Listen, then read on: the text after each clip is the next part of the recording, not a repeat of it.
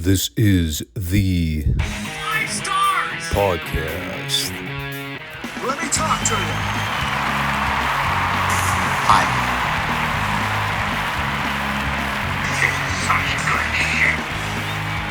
So, what do you guys want to talk about?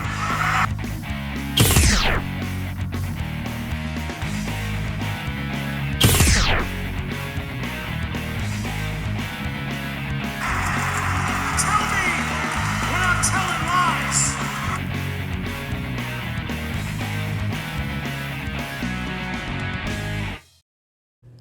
Thanks, guys. Back to you. Man, I'll tell you, I woke up ready to hit the ground running this morning. Maybe it was the smell of my pork tenderloin that I started the night before in the crock pot. But man, I was ready to cook this morning. 6 a.m. on a Sunday. Hopped in the shower. Did the deed. Got my morning cup of joe, as the old folks say. I know I needed an extra boost to get me through the Raw report this week. I'm actually in a semi-decent mood here, which is normally not the case after having watched Retro Raw. We'll see how this one goes. Hope everyone's doing well. It is the Five Starr Wrestling Report, the wrestling podcast no one knows but everybody needs. We're back for another pre-recorded Monday show. Another week of diving into the classic archives of pro wrestling. I've still got the rest of Mid-South Television I need to finish later today, but this modified weekend schedule seems to be working out right now in terms of how I'm deviating all the different shows, at least for the summertime.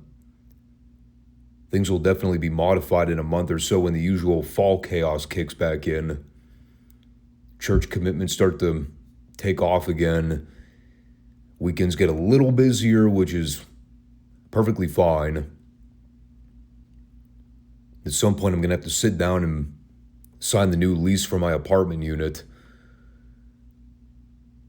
God, this time last year was such a hot mess. Moving closer to work, finally settling in on a busy full-time schedule. And boy, if I knew where things were going to be at this time last year,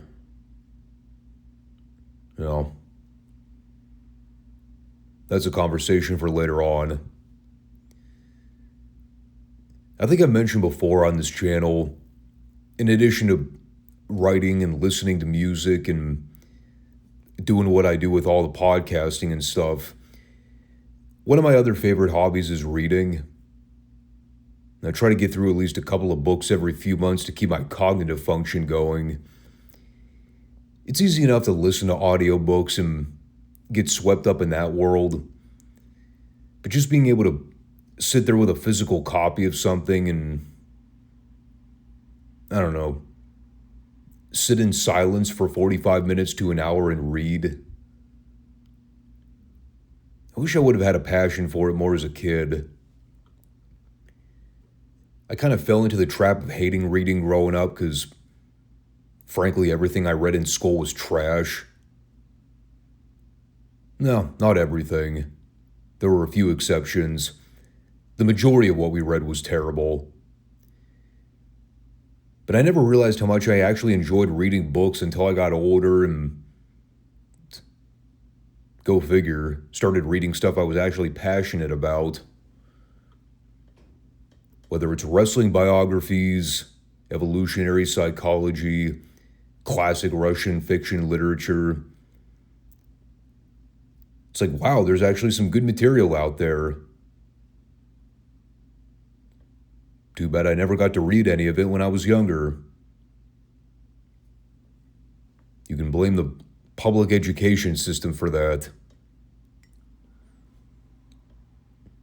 It certainly is a good way to alleviate my stress hormones after having sat down to watch 2 hours of ADHD professional wrestling.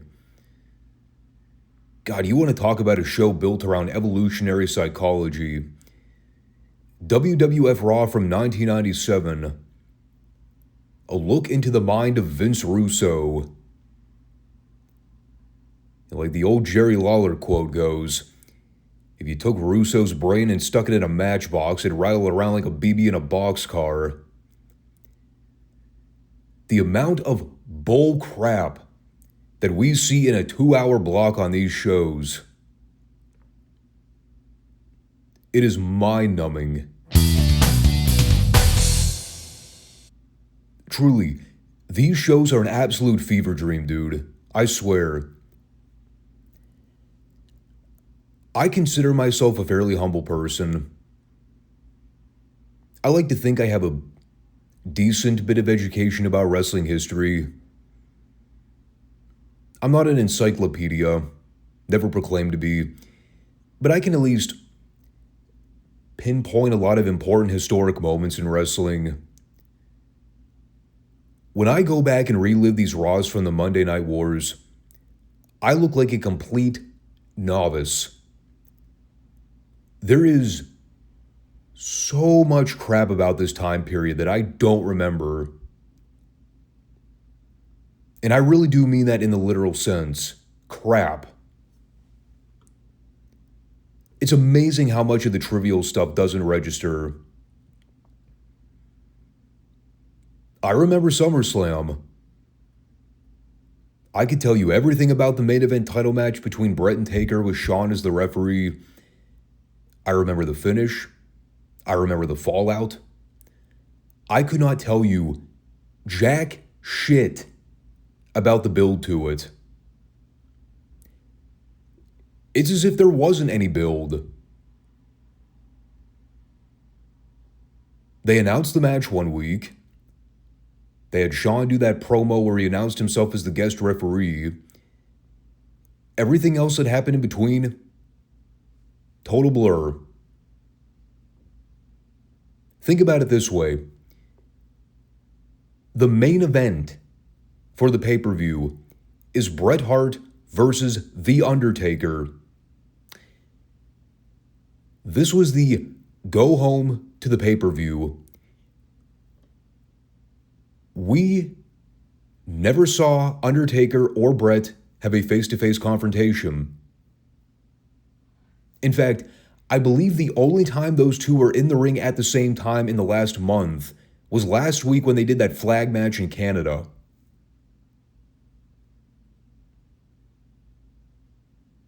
That is almost unreal. But that's what these Raws are like. I'm serious. It is like two diametrically opposed events. There's Raw, and then there's the actual pay-per-view where you at least somewhat recall how all of this stuff fits together historically.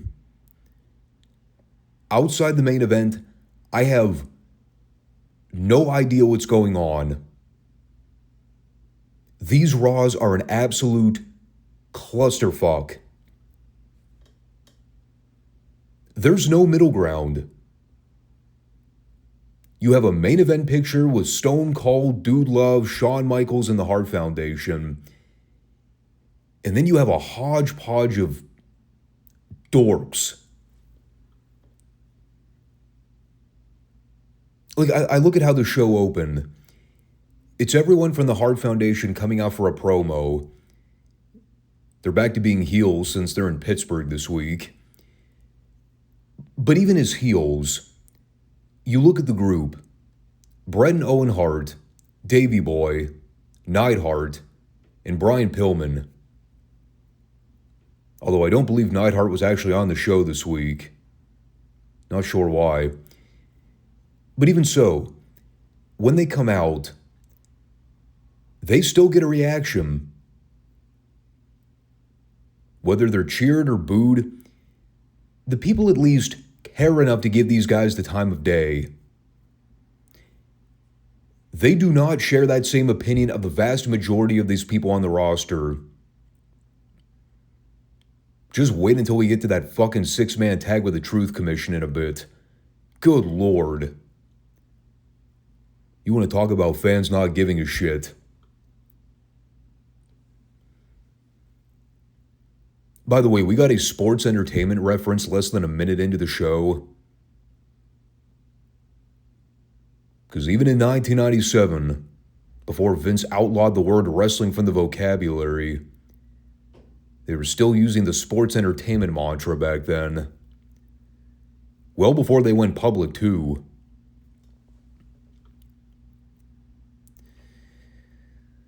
So they touched on the angle from last week when Bret attacked Vince at the commentary table.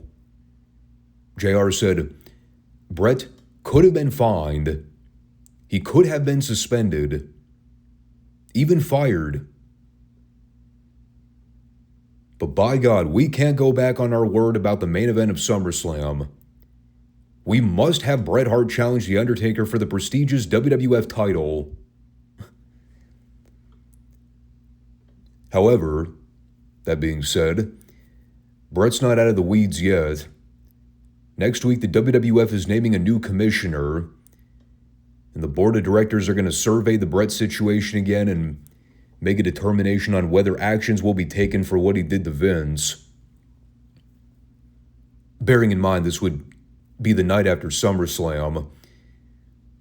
So, hypothetically, were Bret to win the title, there could be a chance the new commissioner punishes Bret by stripping him of the belt or something like that. Although that wasn't directly inferred here. JR just said, a new commissioner will be installed and Bret might suffer consequences. So Bret pretty much blows the whole thing off and talks about how in America there's no such thing as justice. Brings up the stipulation for his match at the pay-per-view. If he doesn't beat Taker for the title, he'll never wrestle in the US again. He says, I didn't actually mean that. It was a figure of speech. That was a funny line. In Bret's mind, even though he legally signed a contract that explicitly read, if Bret loses, he can't wrestle in the United States anymore, he's still calling bluff. He still thinks the company is conspiring to screw him. That is great heel logic. There were about a dozen other topics they mentioned in this promo. Or should I say Bret mentioned in this promo. Talked about Shawn for a while. Brought up all the things he said last week in Canada when he disrespected their home country, which led to him talking shit about the US again, saying that Pittsburgh is at the helm of that shit pile, because Pittsburgh is the pits.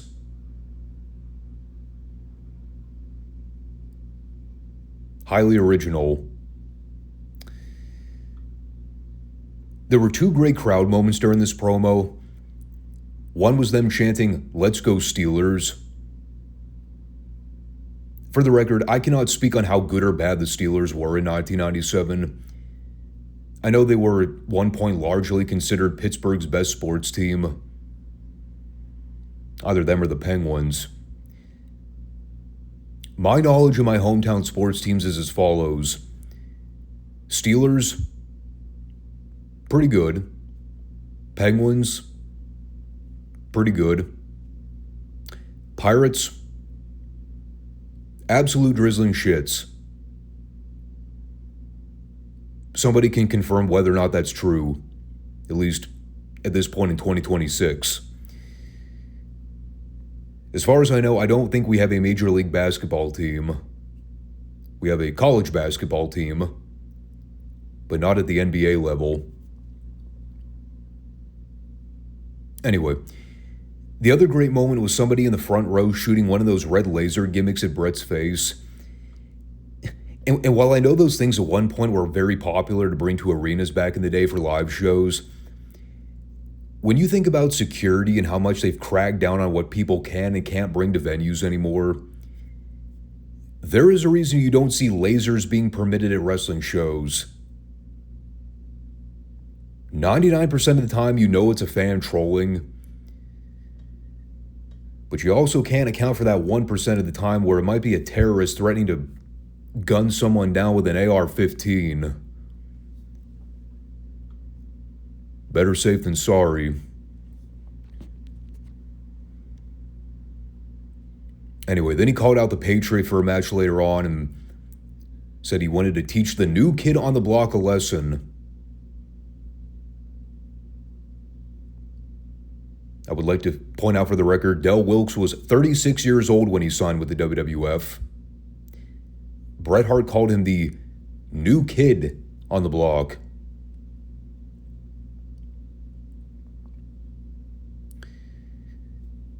But that was pretty much it for the opener.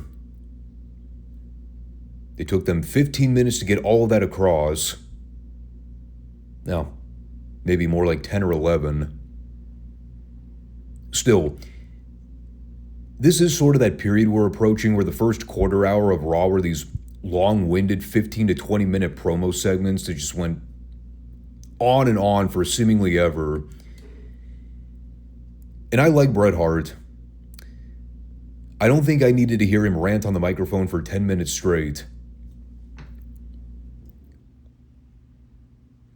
Tell you what though, it was surely better than most of everything else that followed. Up until the actual Bret Patriot main event. What followed over the next 90 minutes, more or less, was some of the worst fucking television I have ever seen perpetrated on a wrestling show. And I mean that wholeheartedly. The only good thing I saw visually over the next hour was the old footage of the Mellon Arena from outside the main entrance. God, I miss that building, man. That was such a cool structure. Still can't believe it's been like 14 years since they tore that thing down. They should have dropped a demolition bomb on it midway through this fucking Raw. Would have saved everybody the pain and torture. In a match that I am not making up, the Legion of Doom wrestled Miguel and Savio of Los Boricuas. We had heat on Road Warrior Hawk. Did I mention their opponents were Los Boricuas? The Road Warriors went for the Doomsday, and then the rest of the Boricua Geeks hit the ring for the disqualification. By the way, sometime in the next few months, I'm going to have to start keeping a tally of all the finish results. We're going to have to start doing the over and under game on actual clean finishes versus DQs and countouts in 1 2-hour show. Well, just to get the ball rolling on that, we'll go ahead and tally this one. DQ finish in about 3 minutes. And the match was no good before the shitty run-in. Also, just to ensure the continual burial of the Road Warriors in the WWF, the Pig Farmers showed up and slopped Hawk after dropping him on the mat with their finish. And then the rest of the Boricuas beat the piss out of Animal and left him for dead in the ring. Shit. I wrote in all caps. Also shit was Triple H's promo where he talked about his cage match with Mankind at the pay-per-view. The only thing I got out of it was him telling Vader that it's Jenny Craig time.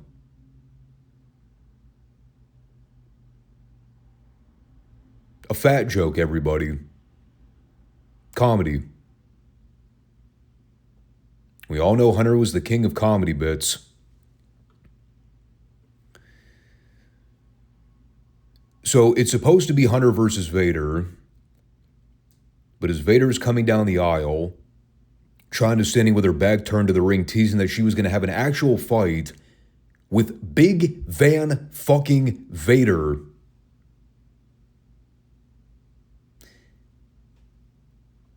Now that to me is comedy.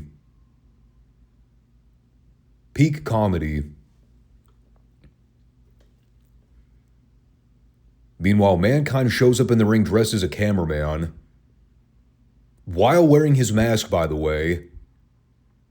He went through all the trouble of disguising himself in a button-up tracksuit, but just to make sure nobody got confused, he had to make sure he had his mask on for this sneak attack.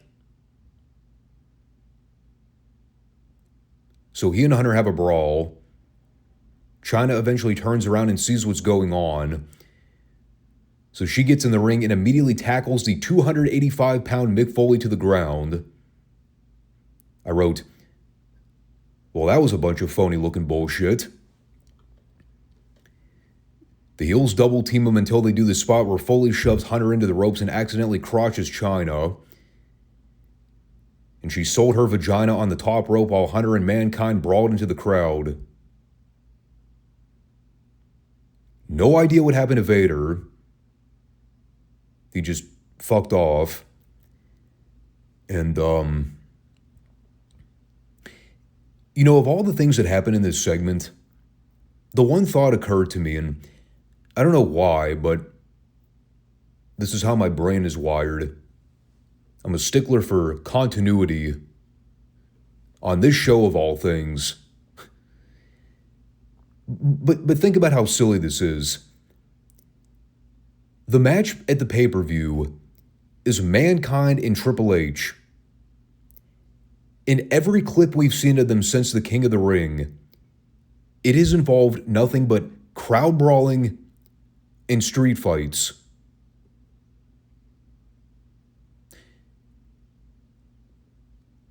Why are they wrestling in a cage? Everything they've done in the build to this point has led you to think the match is probably going to be some kind of false count anywhere street fight stipulation, right?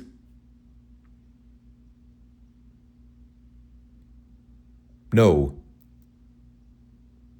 They're building to a cage match.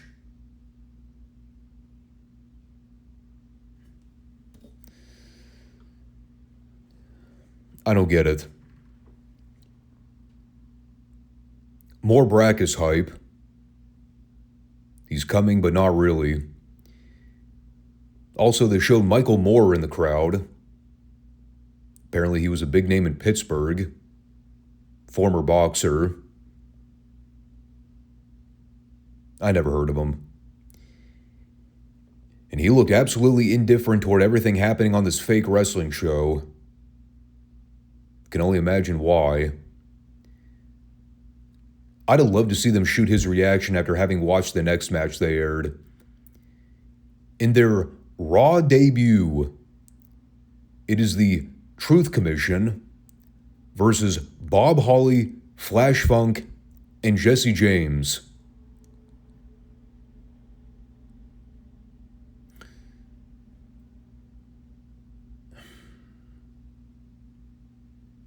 Okay, couple of things here. First of all, when is the last time we saw or even heard a mere mention of the Truth Commission on this show?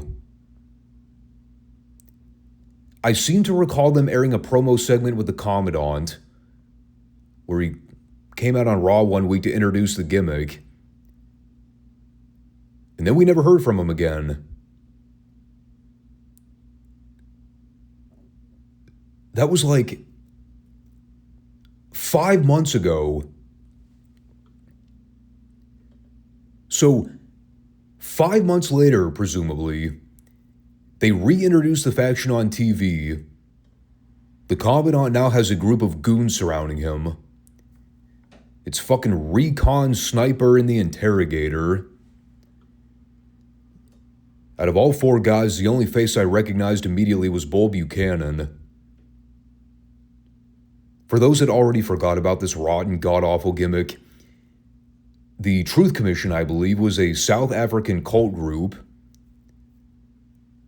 It went through a lot of stable changes, but I think originally it was Bull as one of the core members that debuted it in the USWA.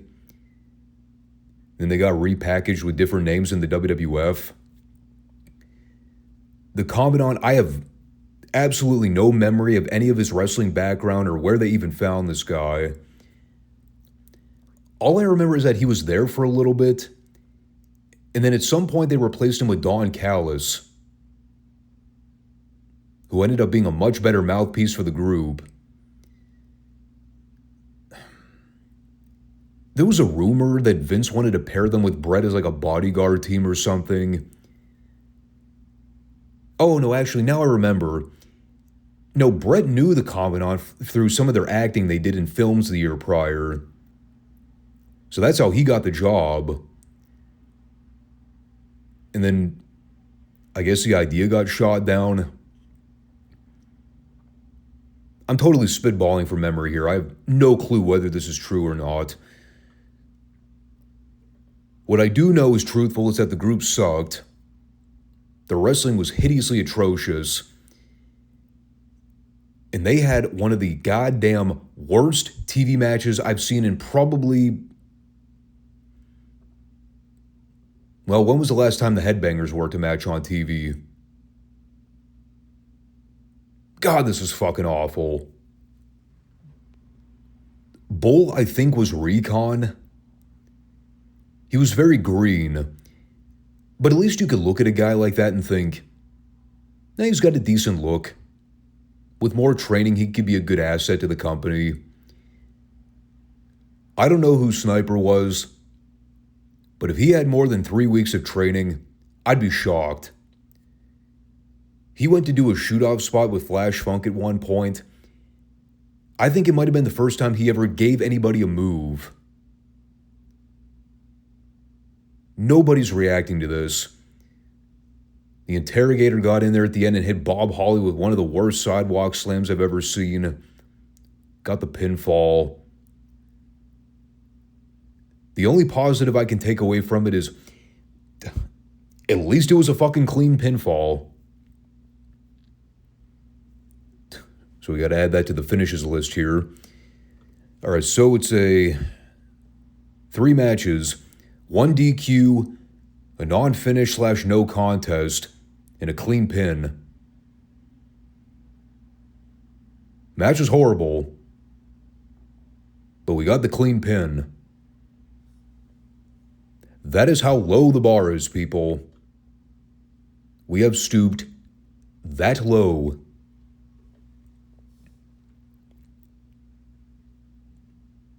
Then immediately following that god-awful segment, Vince phoned a call into Liverpool, New York, where he let some kid named Ryan know that he's won free tickets to SummerSlam. And he also has the chance to win the $1 million SummerSlam challenge.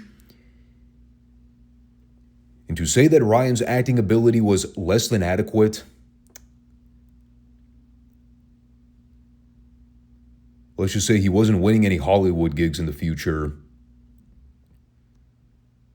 This sounded like your typical paint-by-numbers cable access acting, where Ryan knew ahead of time that he was going to say some lines, and he delivered them in the exact way you would expect a non-actor to recite lines. He was very respectful, though.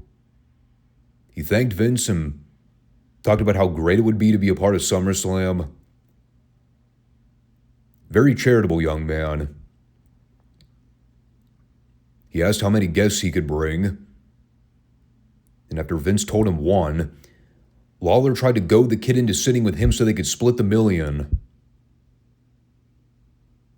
And Ryan seemed totally cool with this.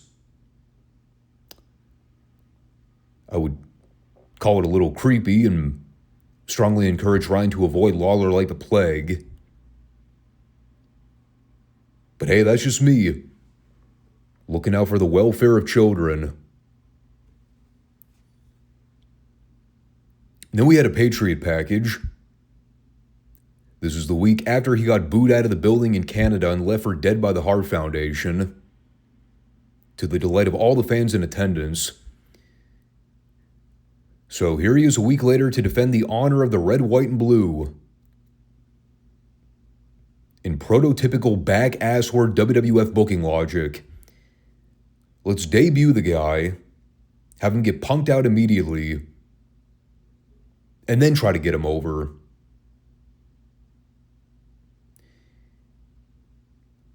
He did the promo accepting Bret's challenge for later on.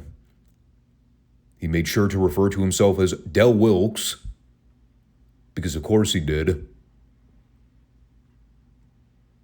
That's the gimmick with the Patriot in the WWF. We must acknowledge his real name, because the identity of masked wrestlers must be revealed to every viewer at home. It's vitally important that we all know his name is not the Patriot. He's just a good old southern redneck under a mask. And he's shooting, brother. Letting Bret know that this is Del Wilkes talking, not the Patriot. Tonight, it's personal. Because it wouldn't be personal otherwise if he didn't let us all know that it's Del talking. Whole thing is fucking stupid. I mean, it's a good promo otherwise, but Jesus. All this constant fourth wall breaking for absolutely no reason. That's what makes this show so insufferable. Like, we really need to be constantly reminded that his real name is Del Wilkes. Stupid. You know what else was stupid? Following a wretched six-man tag with the Truth Commission by then booking Crush versus Faarooq. To let us all know that there's even more bullshit faction warfare going on. Here's everything you need to know about it. Crush versus Faarooq. Awful match on paper, even more awful in execution. Crush still doesn't know how to perform a worked pile driver. It's in every Crush match. It's the thing he does where he has the guy upside down, but instead of coming down on his ass with the guy's head tucked between his legs, how everybody hits the pile driver spot in wrestling, not Crush. He turns his entire body to the side and then tries to break the fall by putting out his hand on the mat. Horrible idea for every reason you can conceive of. How nobody ever taught him how to safely perform a simple pile driver, it's beyond me. And he does it in like every fucking match. How long was this guy in the business? My God. And then all the geeks hit the ring for the disqualification in 2 minutes.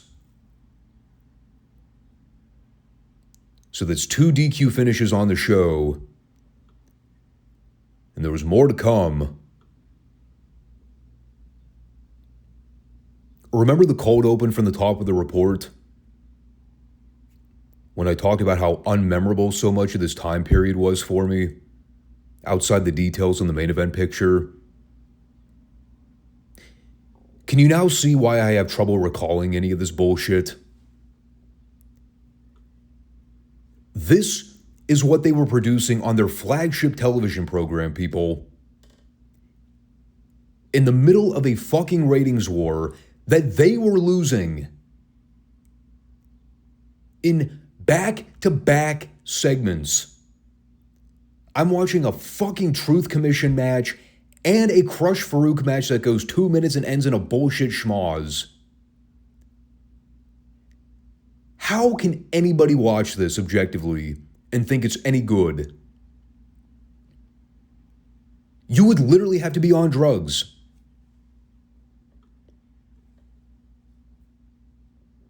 By the way, not to neglect any small details, Lord knows I would want to do that.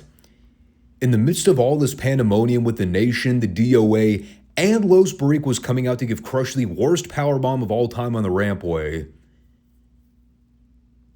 guess who's back? Ahmed Johnson. He's just out there with the nation. In the full getup. I believe doused with an entire bottle of baby oil this week. If he was any blacker, he'd have been the color of onyx gemstones.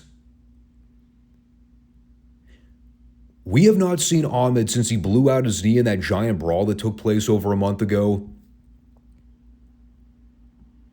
He's just back like nothing happened. The announcers made no mention of it. There was no fanfare for his return. He was just another body in this cluster fuckdom of random bodies. Unbelievable.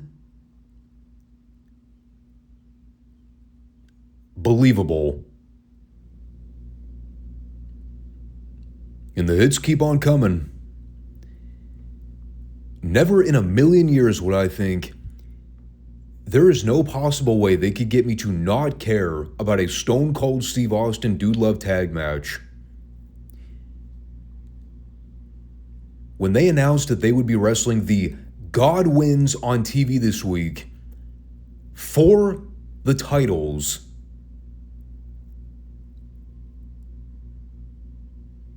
I said, well, they managed to do it.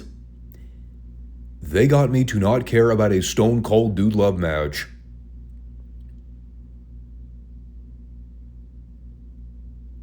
I'll tell you though, the one thing that never ceases to amaze me, when you go back and watch these Raws from 1997, all the garbage segments these people are being fed on a week-by-week basis, when that glass shatter hits, these people don't miss a beat. They are on their feet for Steve Austin. The pop he got during his entrance. I mean, this was the week where it really hit me just how over this fucking guy was. These people sat through one of the worst first hours in Raw history. But by God, when they hit Austin's music at the top of hour 2, they went ballistic for this man. For a tag match involving him and Dude Love versus the fucking Hog Farmers.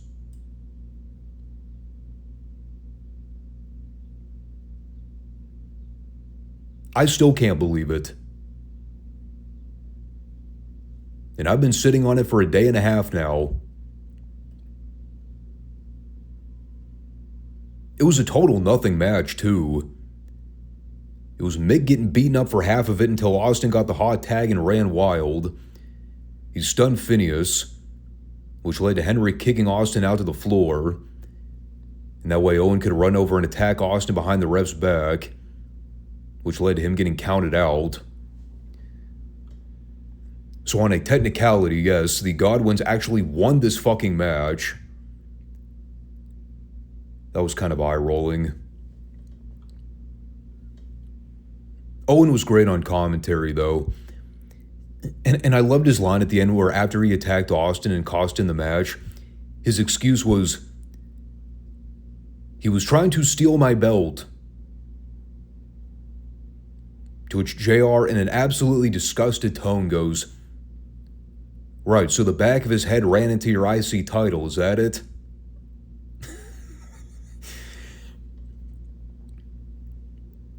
This is the kind of stuff that makes this show even more aggravating to me as a fan. They prove that they can still do basic grassroots professional wrestling when they want to. It's just so few and far between compared to all the other bullshit going on. And then on occasion you get these great moments like Owen attacking Austin from behind like a coward and claiming it was Austin who instigated it by trying to steal Owen's belt away from him, when we all know it was absolute malarkey. That's the kind of wrestling I like, dude. That to me is what this business was founded and built on. Giving you a rhyme and a reason to want to see a heel get his comeuppance for fucking the babyface, while also trying to claim that he was in the right the whole time when we all know it's complete bullshit and he's lying through his teeth. If this show was 98% that, and like even 2% overbooked clusterfucks with dumb angles and dumb storylines, it would be so much better. They would have turned the ratings around even quicker than they did. The problem is that we have the inverse of that. And it sucks.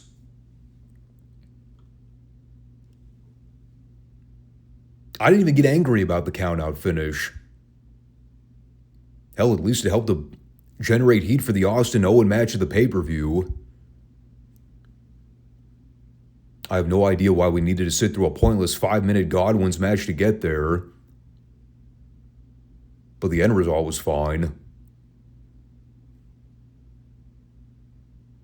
Hard to imagine how it got over in Pittsburgh. Oh wait, no it's not. It's a segment involving Stone Cold Steve Austin. No shit it got over. And then you have things that didn't get over, such as Ace Darling and Devin Storm in a completely random, useless light heavyweight division match. It went a whopping 30 seconds. The match had more moves executed than actual time allotted to it. That ought to tell you something. But I'm a fair man. I'll try to cherry pick the good where I can find it. It was another match on the show with a clean finish. So that is 2 clean pinfalls in a 2-hour Raw. And that might seem silly to mention, but wait until this time next year when we're lucky to see 2 clean pinfalls in a month's worth of television. You'll be begging to call back to this Raw.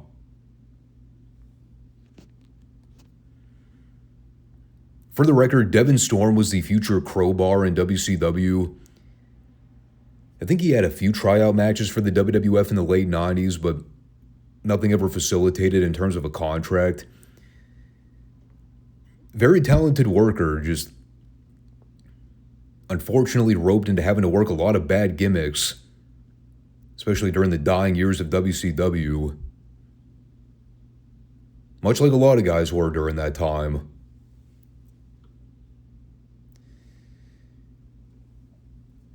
We then had a full minute of dead air time where they tried to phone in another caller for the $1 million SummerSlam challenge. They were met with an automated voice message indicating the calls couldn't be connected. This happened, by the way. I'm not making that up. A full minute of live airtime was dedicated to an automated error message on the phone line.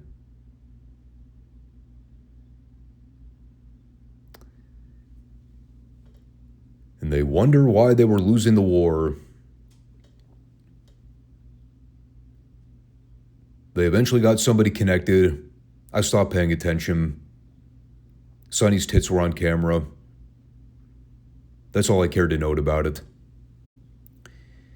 Then we had a British Bulldog Ken Shamrock arm wrestling challenge. Why? Why the hell not? We've got 2 hours to kill. Davey claimed to be the world's strongest man. Shamrock in storyline is the self-proclaimed world's strongest man. Even though I thought his gimmick was that he was the world's most dangerous man. But that was the inspiration that led Bulldog to issue this challenge. Also, he could lull Shamrock in, cheap shot him with a headbutt, waffle him with 2 unprotected chair shots to the head, and then dump a can of dog food on him. So in part, they did give away the stipulation payoff for their match at SummerSlam, where if Shamrock lost, he'd have to eat dog food. They just had Davey pour the can of dog food on him right here in the middle of hour 2. In a throwaway angle that went 2 minutes and everybody forgot about the minute it was over. So this was lame as fuck. Oh, God. And then we had Goldust versus Rock-a-Billy. I totally cracked at this point. If we weren't already 3/4 of the way in, I think I would have turned the show off and left it unfinished. Goldust versus Rock-a-Billy. Are you fucking kidding? Who booked the matches this week? Who sat down with a piece of paper and thought any of these matches outside the main event were a good idea? The Truth Commission versus Bob Holly, Flash Funk, and the Road Dogg. Faarooq versus Crush. Goldust versus Rock-a-fucking-Billy. What am I watching? Except shit.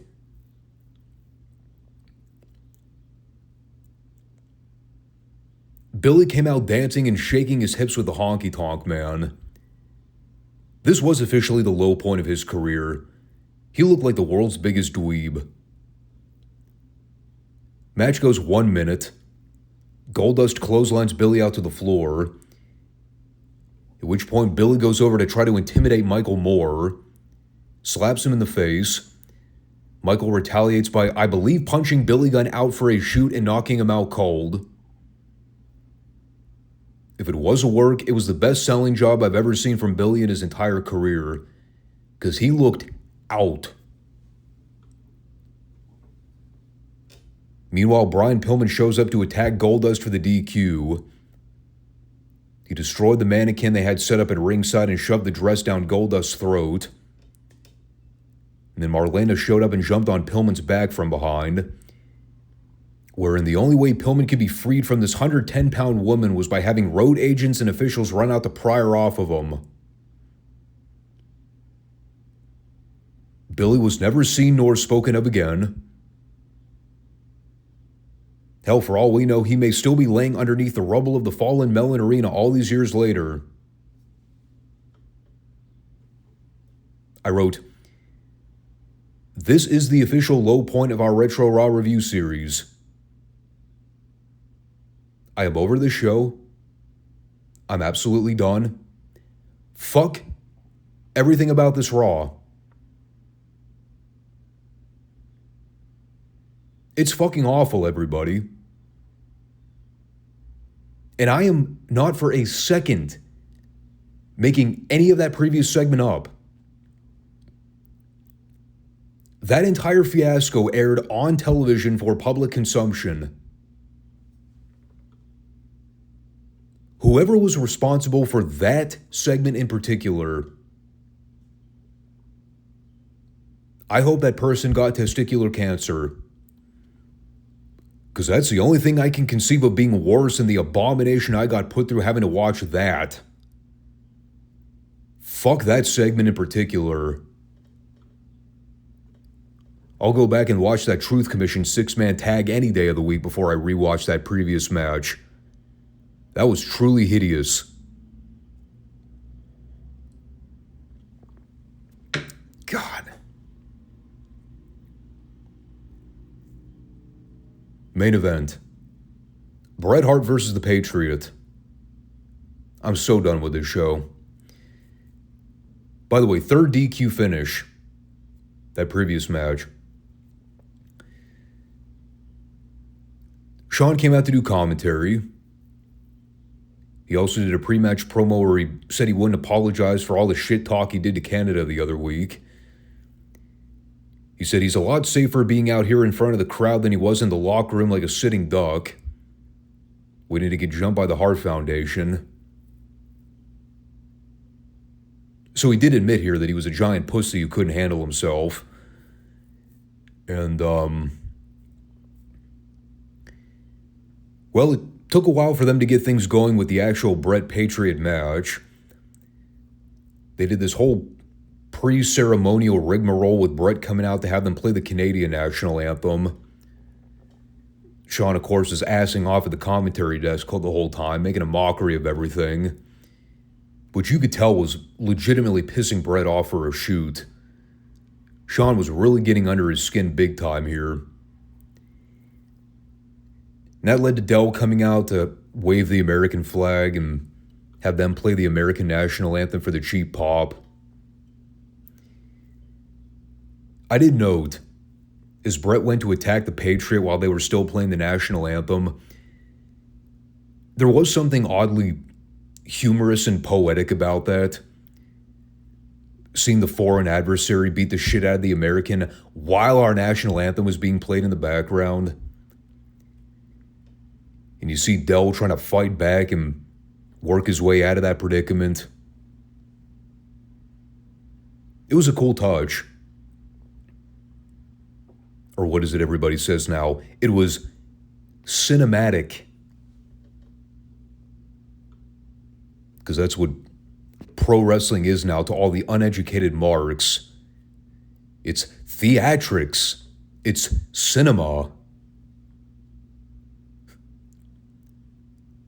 It's also why the business is in the damn shape it's in today. So you can blow all that cinematic BS out of your ass. Overall, it's a good little match. Bret and Del always worked well together. I seem to recall their pay-per-view match in September being really good too. But it's been a while since I've seen the whole thing. But they do a ref bump spot with Hebner at the end so they can set up Shawn picking Bret's leg to distract him. That way Patriot can roll Bret up from behind and get the win with the slowest 3 count in the history of Flash roll-ups. And on the one hand, sure, I could sit here and nitpick the stupidity of them beating one half of their pay-per-view main event in 6 days on the go-home Raw. In the scope of all the other horse crap we got this week, I mean, this wasn't even that harmful. I was just glad to see a main event not only end with a clean finish, but they actually gave it some time too. It went through a commercial, and I think the overall runtime for what aired on TV was somewhere around 8 minutes, which meant the match live probably got 10 or 11. It is still reverse psychology booking of how they should have dealt with the Patriot from the very beginning. Instead of having him come out and get beat up his second week on TV, what they should have done was have him debut, beat Bret clean like they did here, and then do the heat angle after the pay-per-view, once they establish him as a threat to the Hart Foundation. Instead of the backwards logic of what they ended up doing. But they set up a good teaser for Shawn fucking Bret over at the end here, playing up the story of whether or not he would actually be a partial referee on Sunday. It is kind of obvious, even if you were watching this stuff for the first time and you had no idea what the finish to Bret and Taker would be beforehand, they were making it patently obvious that there was going to be a title change on Sunday. I mean, the way they got there was great, but I think everybody instinctually knew at the time there's no way Bret is losing. He has to win that belt from Taker.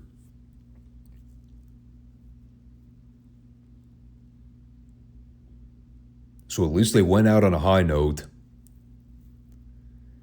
But God, that whole middle section of Raw this week, that was some of the dirt worst television I've ever seen. Just one rotten segment after another. Complete cesspool of bad matches, bad finishes, bad angles, bad booking. It was all there. Thank God we'll be breaking up the monotony with a pay-per-view recap next week. SummerSlam 97. It's going to be an interesting show to go back and watch again. It has its fair share of memorable moments, one of which was infamously memorable. Talking about the Owen Austin match. But you can even see all the seeds they're planting for the next chapter in the Bret-Shawn feud. Subsequently, Shawn and Taker as well. The fall of 97 is where things get really crazy. Everything from September up through late November, early December. It is what the year 1997 in the WWF is most renowned for. God, is there a lot of material to cover in those 2.5 months? I'm still trying to mull over in my head how I want to handle the conversation on the Montreal Screwjob, because so much of it has been covered throughout time. So many conspiracies have been drummed up about what's real and everything that actually went down at Survivor Series. I'm just going to revert back to what I've been saying. Watch the Raws. Follow the contour of all the details and story imprints they've been leaving about anything pertaining to Bret, Shawn, and specifically Vince. Dating all the way back to January of this year, when Bret was screwed out of the Rumble. If you all think Montreal was a legit 100% shoot, and that there weren't some really well-crafted, well-hidden Easter eggs along the way to make you believe it was all legit and not a work,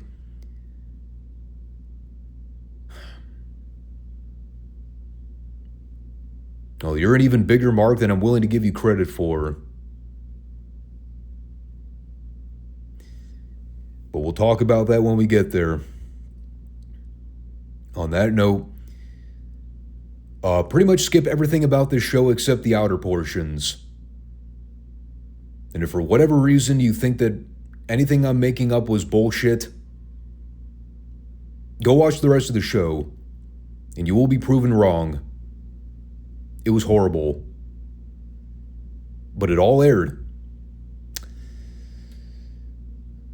So we will reconvene this coming Friday for another installment of the WCW Mid-South Talk. Appreciate everybody that watches the show every week, and talk to y'all soon. Take care. Peace out.